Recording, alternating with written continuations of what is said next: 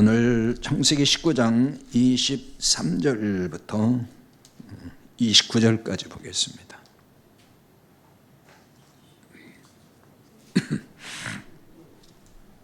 창세기 19장 23절부터 29절까지입니다.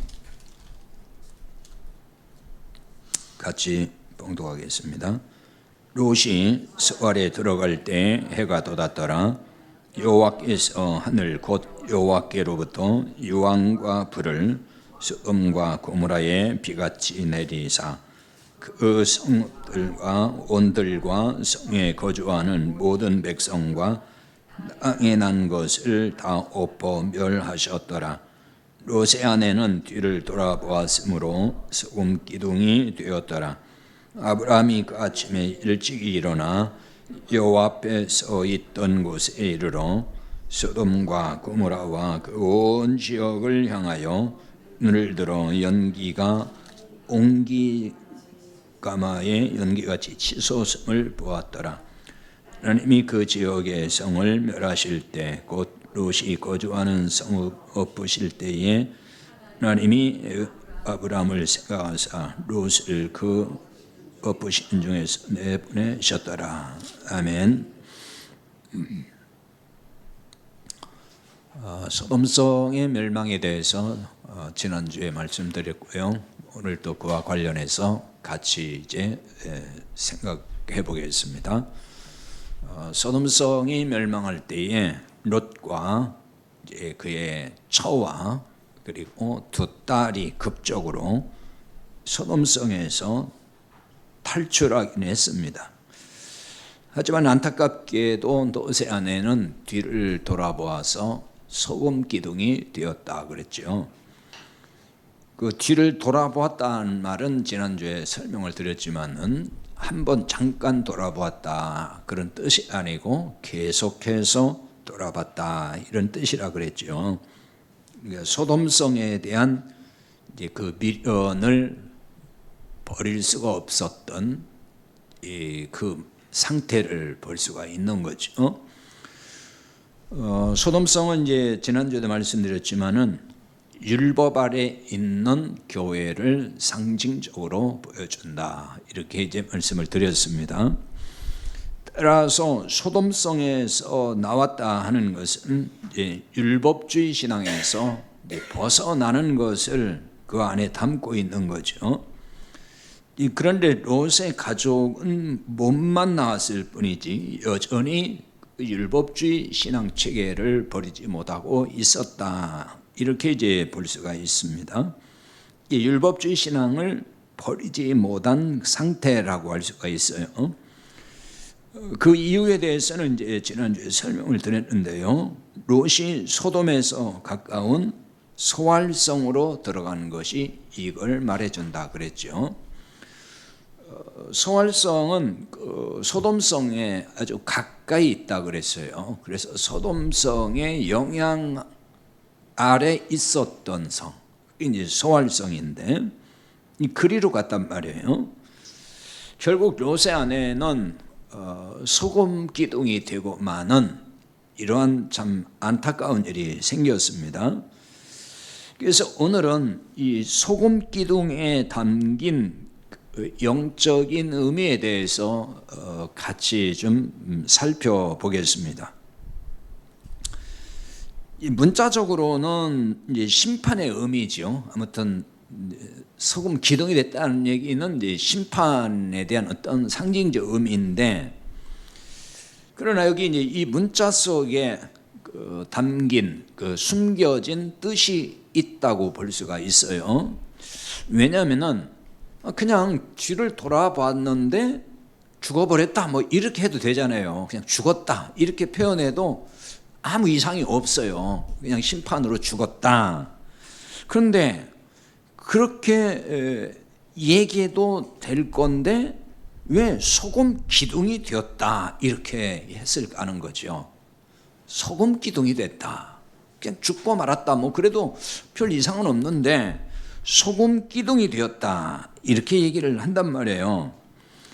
굳이 소금 기둥이 되었더라 이 표현을 쓸 때는 뭔가 이유가 있을 거라는 거죠.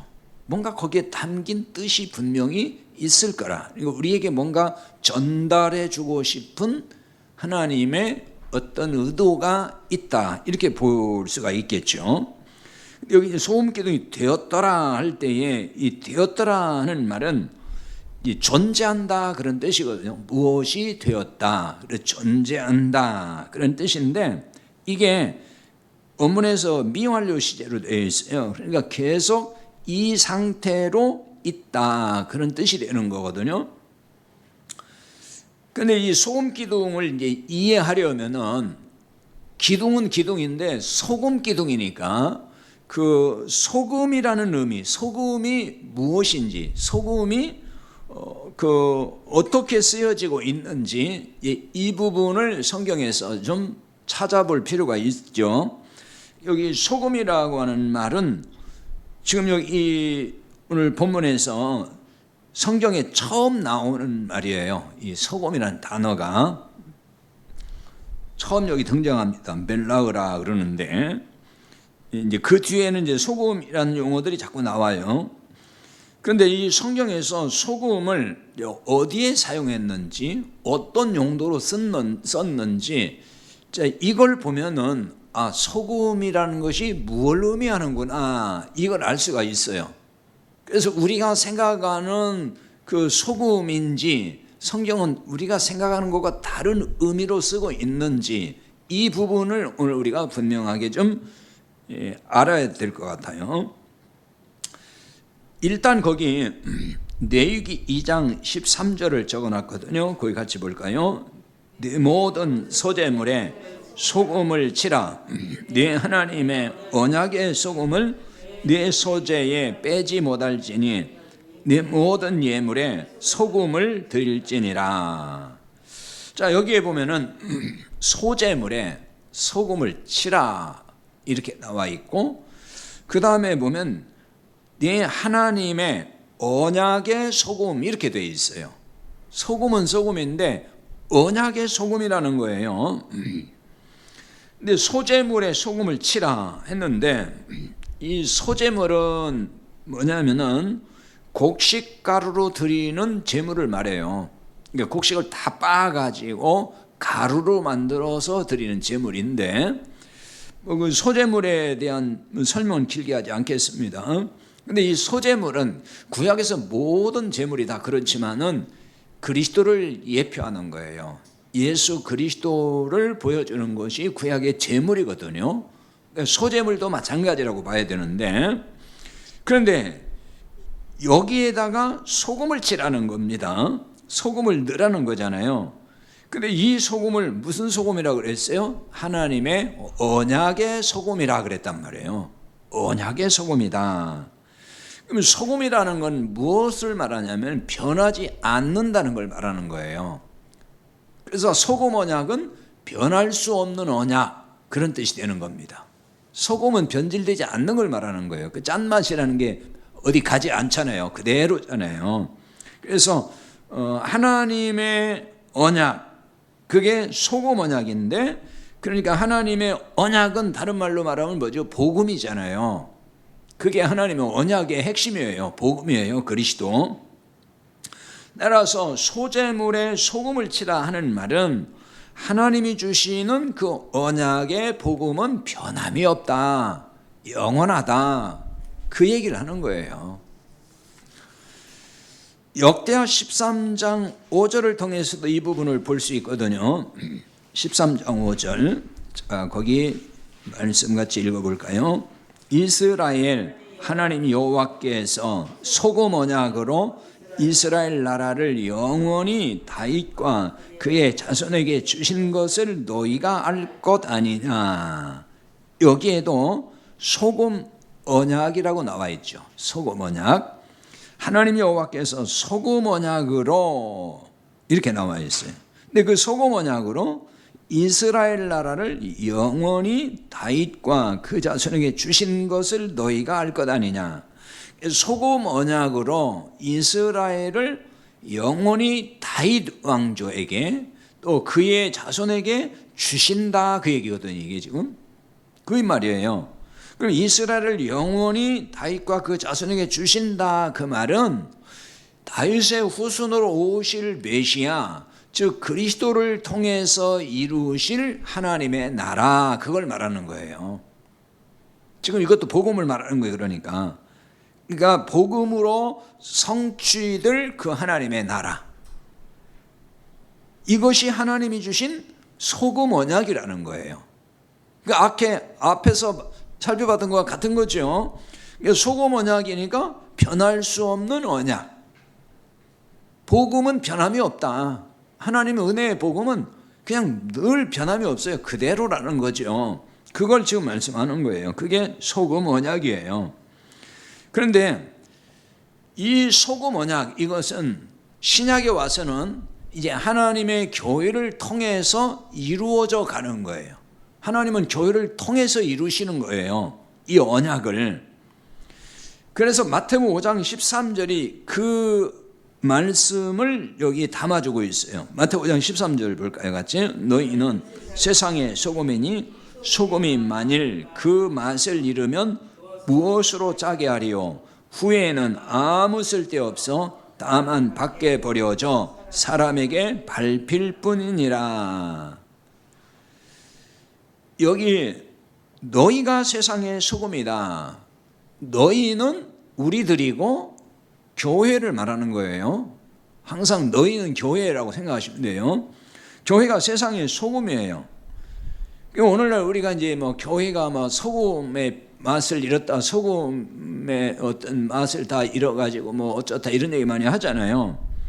근데 맛을 잃다 하는 말이 어떤 뜻이냐면은, 이 헬라어에 이제 모라이노라는 단어인데 이게 어리석게 행동한다, 그런 뜻이에요. 어리석게 행동하는 거. 근데 이 어리석게 행동한다, 이 말은 어디서 나온 말이냐면은 비밀, 미스테리온 그러거든요. 성경에 비밀이라는 용어가 많이 나오는데 거기서 나온 말이 맛을 잃다, 그 얘기예요. 비밀. 따라서 소금의 맛을 잃는다 하는 말은 소금의 비밀을 잃어버린 것, 그런 뜻이 되는 거죠. 소금의 비밀을 잃어버렸어요. 그래서 어리석게 행동한다는 말이 되는 거예요. 소금의 맛을 잃은 것이 이런 뜻이에요. 그러니까 소금의 비밀을 잃어버려요. 그래서 그게 어리석게 행동하게 되는 것. 그러면 소금의 비밀이 뭐겠어요? 자, 소금 언약이라고 했잖아요. 앞에서 살펴봤잖아요. 소금 언약. 소금 언약은 복음이라고 앞에서 좀 설명했어요. 복음이에요. 또는 이제 복음은 뭐죠? 그리스도잖아요. 소금 언약은 그러니까 그리스도를 의미하는 거예요. 바로 이게 비밀이라고 말씀을 해요. 복음. 그러니까 깨달은 사람은 이제 비밀이 아니에요. 그러나 깨닫지 못한 사람에게는 이게 비밀이 돼 버려요. 그리스도, 복음이 비밀이 된다. 그래서 에베소 6장 19절 적어놨는데 거기 이렇게 나와 있죠. 같이 보겠습니다. 또 나를 위하여 구할 것은 내 말씀을 주사 나로 입을 열어 복음의 비밀을 담대히 알리게 하옵소서 할 것이니. 사도 바울이 나를 위해서 구하라, 그러니까 나를 위해 기도해 주시오, 그 얘기거든요. 기도를 요청하는데 내게 말씀을 주사, 여기 말씀은 로고스란 단어예요. 그러니까 복음이에요. 이것도 복음의 말씀을 주사 나로 입을 열어 복음의 비밀을 담대히 알리게 하옵소서, 이렇게 기도해달라는 거예요. 근데 그냥 복음을 담대히 전하게 해달라 하지 않고 복음의 비밀이라 그랬잖아요. 복음의 비밀을. 왜냐하면은 세상 사람들에게는 복음이 비밀같이 돼 있어요. 몰라. 그러니까 그 사람들은.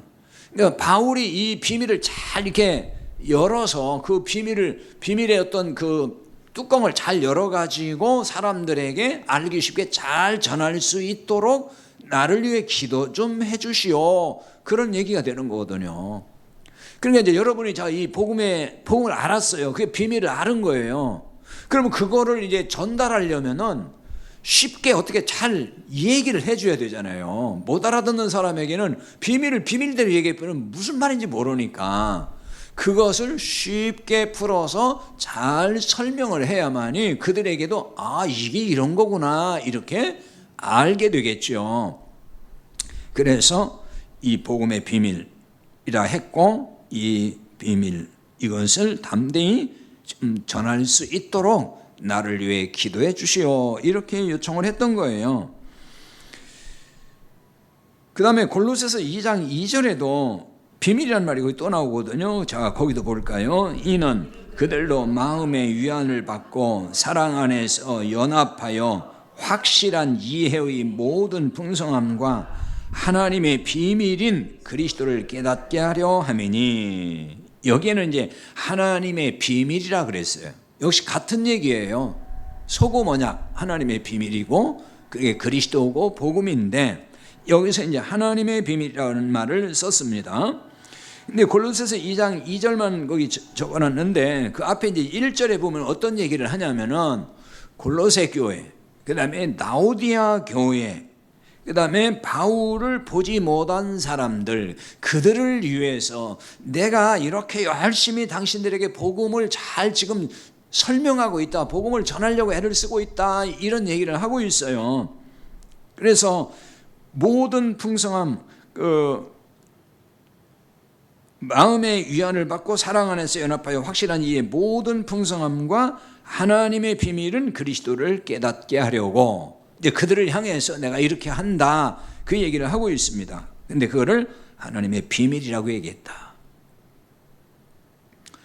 골로새서 4장 3절도 적어놨는데 같이 보길까요? 또한 우리를 위하여 기도하되 하나님이 전도할 문을 우리에게 열어주사 그리스도의 비밀을 말하게 하시기를 구하라. 내가 이 일 때문에 매임을 당하였노라. 여기에도 그리스도의 비밀을 말하게 하시기를 구하라 그랬어요. 똑같은 얘기예요. 그리스도의 비밀, 복음이죠. 그 앞에서는 이제 그걸 전도할 문을 우리에게 열어주사. 여기서 전도라고 번역을 했지만은 이 말도 원문에는 로고스로 되어 있어요. 이게 로고스는 복음의 말씀, 그것을 말하는 거, 그게 그리스도의 비밀을 말하는 거예요. 같은 얘기입니다. 계속. 자, 그런데 오늘날 이제 교회가 이 비밀을 잃어버렸다는 거예요. 그러니까 비밀을 잃어버렸다는 얘기는 모른다는 얘기거든요. 복음을 모르는 것이 비밀을 잃어버린 것과 같은 거예요. 그러다 보니까 어리석게 행동한다는 거예요. 아까 이제 설명드렸잖아요. 소금의 맛을 잃었다는 것이 무슨 뜻이라 했어요? 어리석게 행동하는 것이다. 우리가 보통 일반적으로 생각하는 소금의 맛 잃은 그게 아니고 어리석게 행동하는 걸 말하는 거예요. 어리석게 행동한다는 말은 자, 복음을 이제 몰라서 잃어버렸기 때문에 나오는 거니까 복음을 전하지 않고 율법만 전한다는 말이 되는 거예요. 그게 어리석게 행동한다는 거죠. 교회가 계속해서 율법만 전하고 있어요. 다시 말하면 종교적 행위만 강조하고 이렇게 하라 저렇게 하라 뭘 자꾸 하라는 얘기만 한다는 거죠. 그게 율법만 가르치는 거예요. 하나님이 우리에게 해주신 일, 그게 하나님의 은혜잖아요. 그게 십자가 복음에 담긴 거란 말이에요.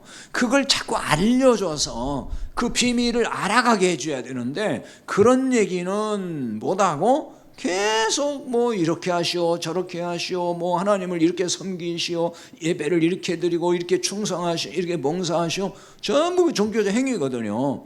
그런 것만 열심히 하라고 가르치는 게 그게 어리석게 하는 거라는 거예요. 어리석은 행동이다. 이것이 바로 뭐냐? 만일은 소금이고 짜게 할 수 없는 소금, 짠 맛을 잃어버렸다는 거예요. 그래서 이게 오늘날 교회 모습이라는 거죠. 근데 여기 짜다 그랬죠. 뭐냐면 마태복음 5장 13절 짜다 한 말은 할리조라는 단어인데 소금을 뿌린다 그런 얘기예요. 소금을 친다. 소금 친다 그러죠. 소금 뿌린다. 너희가 세상의 소금이라 하는 말은 세상에 소금을 뿌리라는 뜻이 되는 거예요. 세상에 나와 소금을 뿌려라. 그러니까 소금을 뿌리라는 말이 뭐겠어요? 그러니까 복음을 전하라는 뜻이 되죠. 하지만 소금을 뿌리지를 못해요. 왜요? 소금의 비밀을 모르니까. 소금의 비밀을 잃어버렸잖아요. 그 복음을 모른단 말이에요.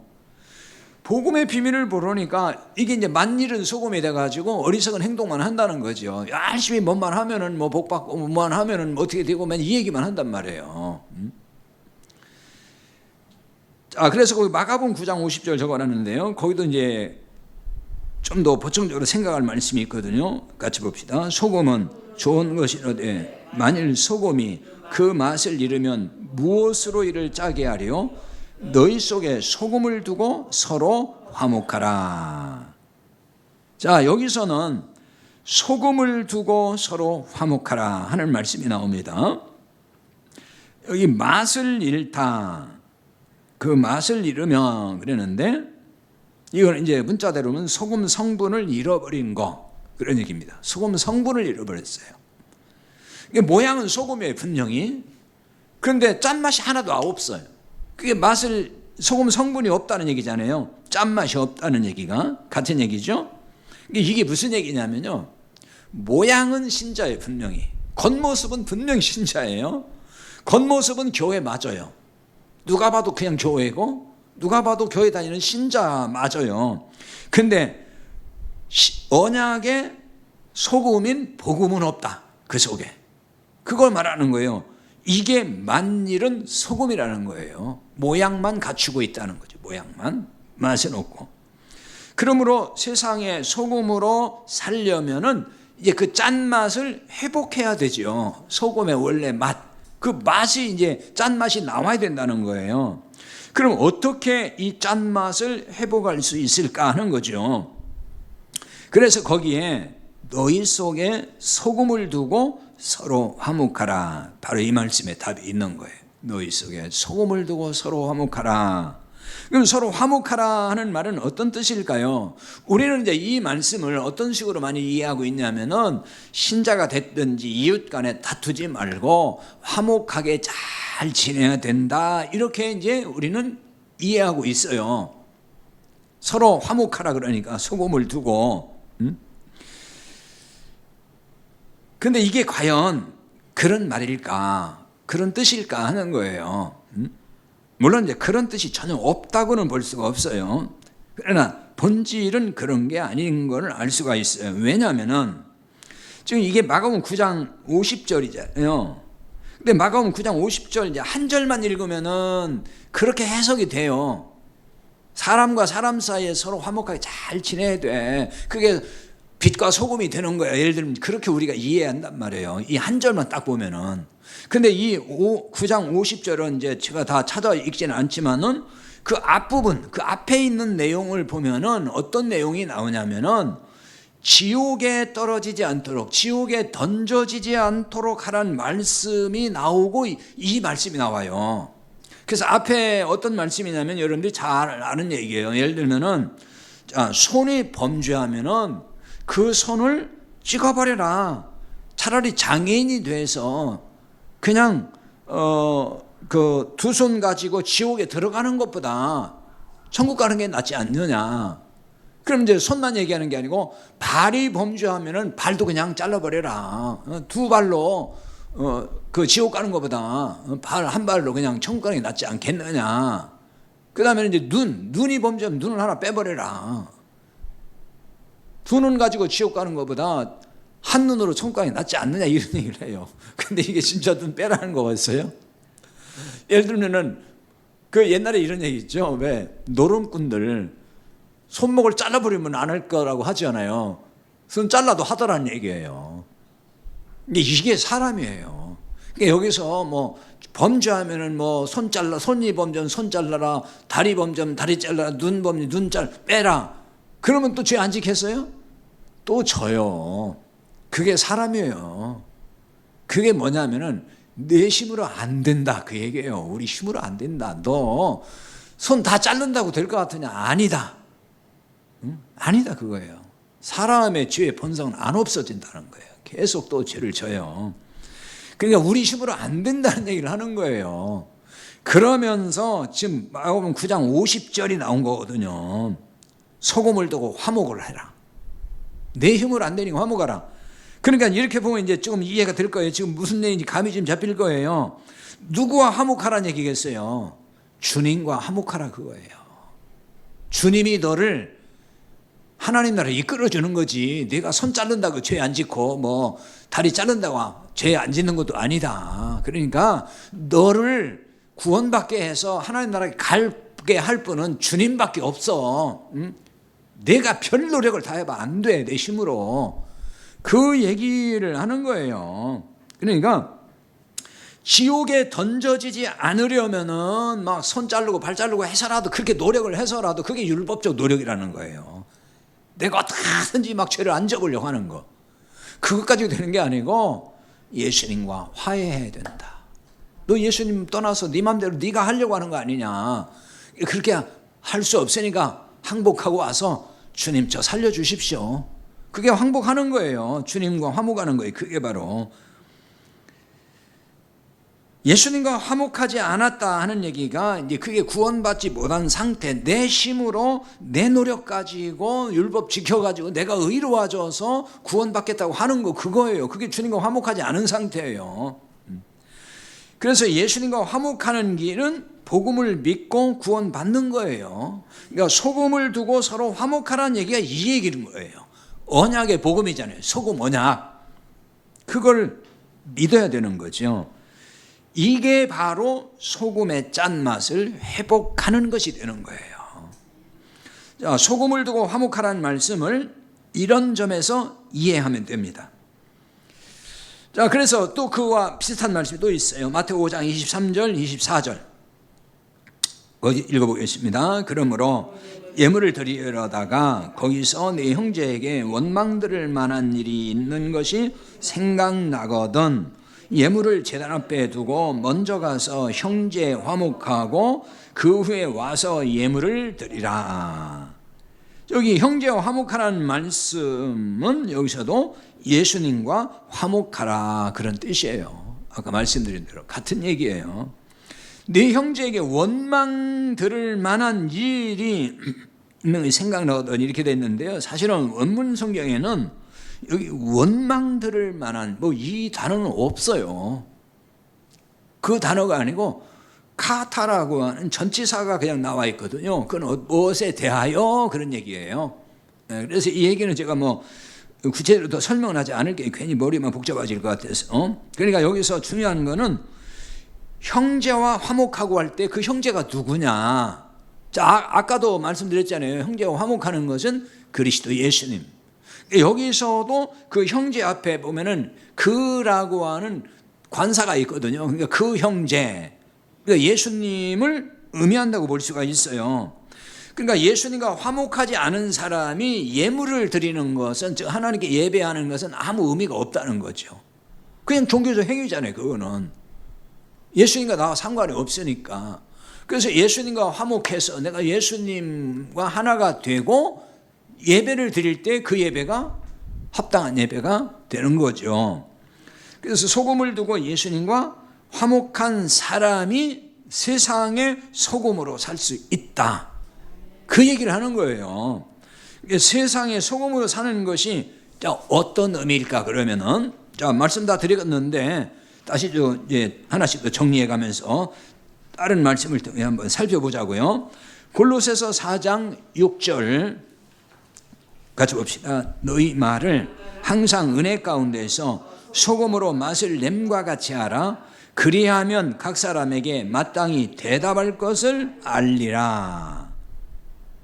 자, 이것은 이 구절은 바울이 그리스도의 비밀을 말하도록 기도를 부탁한 후에 나온 말씀이에요. 아까 찾아봤던 말씀이 있잖아요. 나를 위해 이렇게 기도해달라. 그 뒤에 나온 말씀이 골로새 4장 6절이거든요. 따라서 여기 이제 너희 말을 항상 은혜 가운데 소금으로 맛을 냄과 같이 하여 그리하면 각 사람에게 마땅히 대답할 것을 알리라. 그러니까 여기 골로새 4장 6절은 무엇과 관련된 얘기겠어요? 복음 전하는 일과 관련이 있는 얘기잖아요. 이게 지금. 왜냐하면 앞에서 그리스도의 비밀을 말하도록 기도부터 하고 나서 나온 말이니까 그와 관련된 말씀이에요. 그 은혜 가운데서 소금으로 맛을 낸 말, 은혜 가운데 소금으로 맛을 냄 그랬잖아요. 그 말을 할 수 있도록 그 얘기거든요. 그 말을 해야 된다. 그러니까 은혜 가운데 소금으로 맛을 낸 말이 뭐예요? 그게 복음의 말인 거죠. 이게 복음의 말인 거예요. 그러니까 소금으로 맛을 냄과 같이 하라는, 이거는 소금의 짠맛이 있게 된 거를 뜻하는 거죠.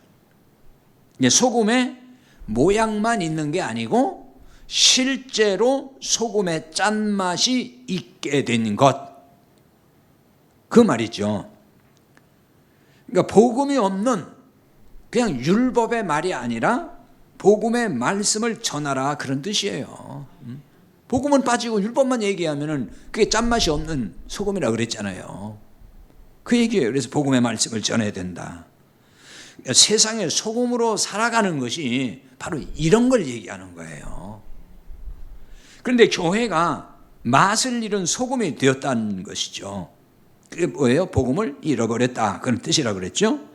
그러니까 빛과 소금이 되어야 한다는 말을 이런 점에서 이해를 해야 되는 거예요. 그러니까 단순히 교회가 타락하고 도덕적이지 않고 윤리적이지 않기 때문에 소금의 맛을 잃었다라고 하는 것은 본질이 가려지는 것이 돼요.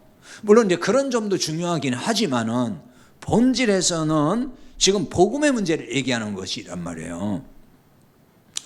한국 교회는 만일은 소금이 된 것이 됐어요. 이것은 지금 뭐와 같은 거냐? 노새처가 소금 기둥이 된 것과 같다. 그러니까 이 말을 하려고 지금 소금 얘기 계속 한 거예요. 지금 이 말을 하려고 노새처가 소금 기둥이 됐다. 이제 이 말, 여기에 담긴 말의 의미를 좀 생각해 보려고 지금 계속 소금 얘기, 언약의 소금 얘기를 한 거예요. 26절에 노새처가 소금 기둥이 됐다 그랬잖아요.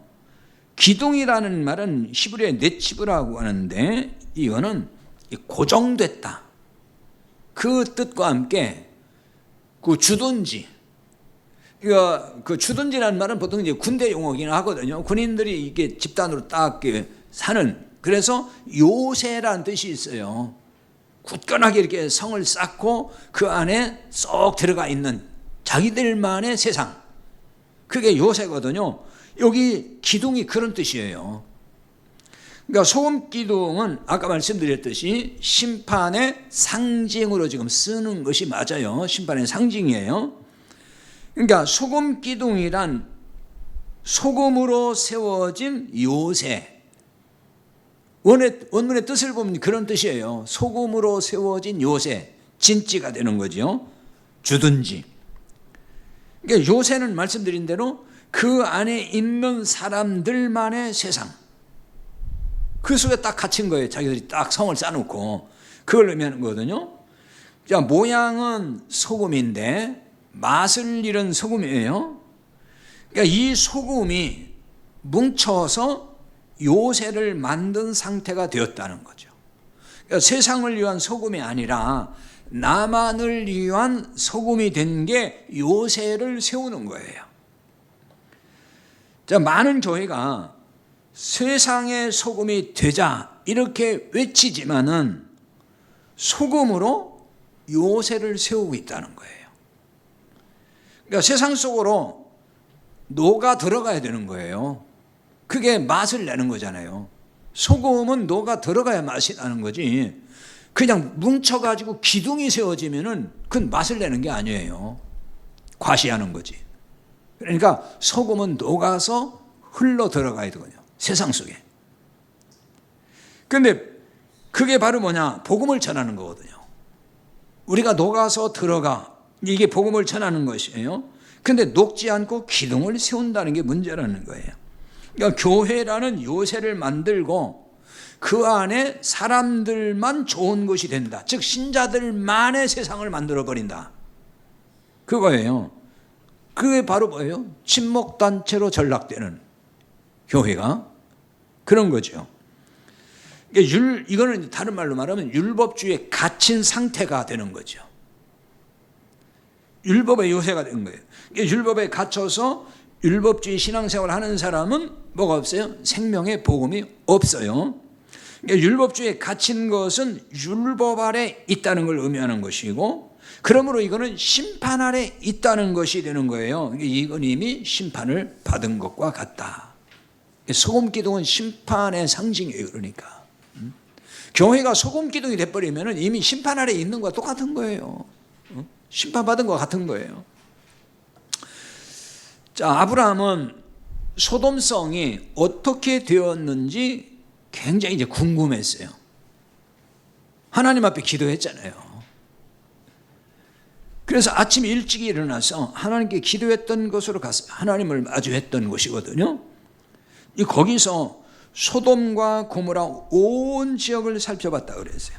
28절입니다. 소돔과 고모라의 그 온 지역을 향하여 눈을 들어 연기가 옹기가마의 연기같이 치솟음을 보았더라. 눈을 들어 그랬죠. 눈을 들어. 이거는 뭐 고개를 들었다 하는 말이 아니고, 이 뜻은 뭐냐, 내려다 봤다 그런 얘기예요. 그러니까 소돔 고모라가 보이는 어떤 언덕이겠죠. 거기 올라가서 높은 지대에서 이렇게 내려다봤다 그런 뜻이에요.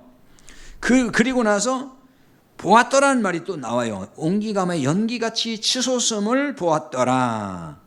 여기 보았더라는 말은 단순히 이렇게 눈으로 봤다 그 뜻이 아니고 배운다 그 뜻이에요. 배운다, 깨달았다 그런 뜻입니다. 이게 나라는 말이 그런 뜻이에요. 그러니까 지금 아브라함은 그 심판의 현장이잖아요. 재앙이죠. 일종의 재앙의 현장을 보면서 배웠다 그 말이에요. 깨달은 거예요. 그걸 보면서 깨닫는 거예요. 그러니까 오늘날 우리도 마찬가지예요. 지금 이 세상에 얼마나 많은 재앙들이 있습니까? 그 재앙을 보면서 우리는 배워야 되는 거죠. 그냥 단순히 뭐 그런 일이 있다 이렇게만 보면 안 돼요. 배워야 돼요. 깨달아야 돼요. 영적인 깨달음을 자꾸 가져야 되는 거죠. 영적으로 각성을 해야 되는 거예요. 그런데 여기 보았다 하는 말은 이게 시제가 미완료 시제예요. 미완료 시제라는 얘기는 아직 안 끝났다. 그러니까 계속해서 보고 있다는 얘기가 되거든요. 그게 무슨 얘기예요? 우리는 계속 끊임없이 깨달아야 된다. 끊임없이 배우고 깨달아야 돼요. 우리는. 그러니까 세상을 볼 때에 사실 세상은 심판의 세상이에요. 앞으로 이거 심판받을 세상이잖아요. 그러니까 이미 심판받는 것과 똑같은 거거든. 이 세상을 보면서 우리는 계속 깨달아야 됩니다. 그냥 무심히 보면 안 돼요. 깨닫는 게 있어야 돼요. 아브라함이 그 불심판을 받은 그 땅을 볼 때 얼마나 기가 막혔을까요? 하룻밤 사이에 잿더미가 됐잖아요. 하룻밤 사이에. 그야말로 진짜 어제까지 멀쩡했는데 그렇게 호화롭고 좋았고 사람들이 그렇게 아무 일이 없어 보였는데 하룻밤 사이에 잿더미가 됐어요. 그러면서 이제 거기 뭐라고 했어요? 연기같이 치솟음을 보았다라고 그랬죠. 옹기가마 연기같이. 옹기가마라는 얘기는 그 불가마, 거기서 나온 연기같이 이렇게 피어오르는 거. 연기만 피어오르고 있다는 얘기죠. 연기만. 하나님을 떠나 사는 인생의 모습을 적나라하게 보여주는 거예요. 하나님을 떠난 인생 연기 같다 그거죠. 어느 순간에 다 없어질 것들이고 그냥 연기 같아요. 존재가. 그거를 야고보서 4장 14절에 이렇게 말씀하거든요. 너희가 내일 일을 알지 못하는도다. 너희 생명이 뭐냐? 너희는 잠깐 보이다가 없어지는 안개니라 그래요. 이 안개란 말과 여기 지금 연기라는 말은 사실은 같은 얘기예요. 그러니까 여기 연기라는 히브리어 단어를 신약에서 헬라어로 바꿨을 때에 바꿔 쓴 거예요. 그러니까 같은 얘기예요. 연기, 그 다음에 안개, 이거는 같은 얘기입니다. 그래서 실제로 이제 사도행전 2장 19절에 보면은 그 같은 단어인데 거기서는 연기라고 번역을 했어요. 연기와 안개는 속성상 같기 때문에 그런 거예요. 연기가 저기 피어나도 그 연기도 이제는 또 사라지잖아요. 쉽게. 안개가 자욱해도 쉽게 사라져요. 눈에 보일 것 같지만 사라지고 별거 아니에요. 그러니까 이 세상 하나님을 떠난 인생은 이렇게 허무할 수밖에 없고 정말 아무것도 아닌 것이 되는 거예요.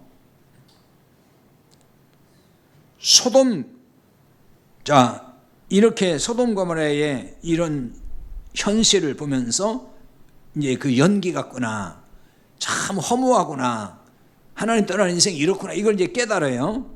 그러면은 깨닫고만 살면 어떻게 되겠어요?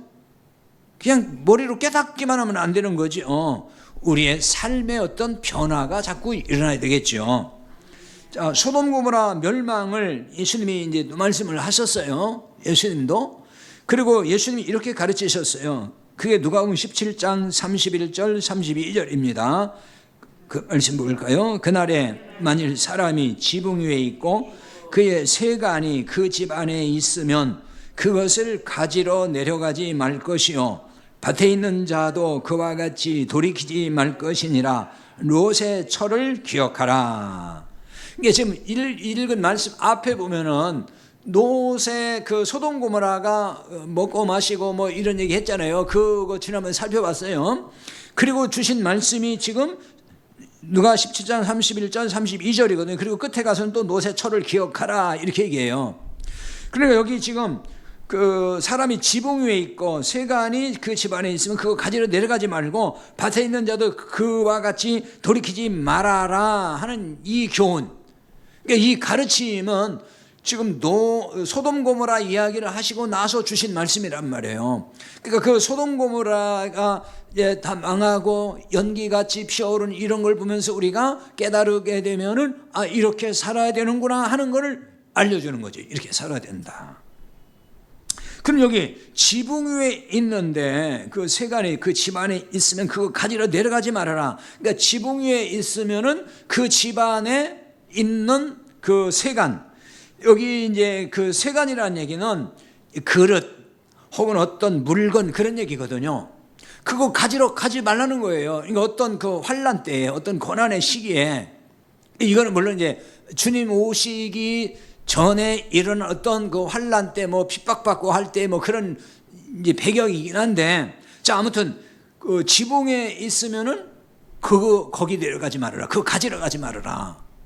그럼 이게 무슨 얘기겠어요? 아니 어디를 도피해서 가려면은 세간 뭔가라도 뭐 살림살이 몇 가지라도 가지고 가야 되잖아요. 그러니까 그거 가지 말라는 거예요. 무슨 얘기겠어요? 이제 그릇이나 물건이라는 건 뭘 상징적으로 말을 하는 거냐면요, 내 노력으로 거기다 채워가는 거, 그걸 율법의 행위라 그러는 거예요. 내가 내 의를 쌓아가고, 그거 가지러 가지 말라는 거예요. 그러니까 여기 지붕이라는 얘기는 이 지붕에 대한 그 의미가 여러 가지로 나오긴 해요. 근데 지금 다 살펴보지 않겠는데, 이방신을 섬기는 사람들 가운데는 지붕에 가서 그 우상에게 뭘 기도하거나 아니면은 제물을 바치거나 이제 그럴 때, 그러니까 성소의 개념으로 쓸 때가 있어요. 사도행전 10장 9절에 보면은 베드로가 지붕에 올라가 기도했다는 말이 나오거든요. 그러니까 이 지붕이라는 것은 어떤 그 굉장히 그 성전의 개념, 이런 개념으로 이제 쓰인단 말이에요. 이게 이제 신약적으로 보면은 성전의 개념은 복음인 것이고, 여기서는 바로 그 지붕은 복음의 의미로 쓰는 거예요, 지금. 그러니까 복음의 그 지붕 꼭대기라는 얘기는 복음인 거예요. 그 복음 위에 있는, 복음을 가진 자라면은 어떤 일이 생겨도 그 율법으로 내려가지 말아라. 율법주의 신앙으로 가면 안 된다. 그 얘기를 하는 거예요. 율법으로 돌아가지 말아라. 그 다음에 밭에 있는 자는 그와 같이 돌이키지 말아라. 같은 얘기예요, 이것도. 밭은 이 뜻이 원래는 농장이라는 뜻이거든요. 그 밭에 뭘 뿌리겠어요? 씨를 뿌리잖아요. 그러니까 복음의 씨를 뿌리는 그 농장, 그런 얘기예요. 그러니까 이거는 교회를 의미하는 거예요, 교회. 그러니까 복음이, 생명의 복음이 있는 교회. 따라서 밭에 있다는 말도 복음을 가진 자, 그 얘기입니다. 그 복음을 가진 자도 그 재물을 챙기러 집안 들어가지, 그러니까 율법으로 다시 돌아가지 말아라. 결국 그 얘기예요. 똑같은 얘기가 되는 것입니다. 그래서 노세처를 기억하고 우리는 율법주의 신앙으로 돌아가지 말아야 된다. 왜냐하면 그 돌아가면 소금 기둥이 되고 마는 거예요. 소금 기둥이 뭐예요? 율법 안에 들어가는 거잖아요, 그냥. 그렇게 사는 것이 심판이라는 거예요. 심판받는 거다. 그래서 우리는 소돔 고모라의 이런 기록을 통해서 우리가 더 복음적 신앙에 굳게 세워질 수 있기를 바랍니다. 445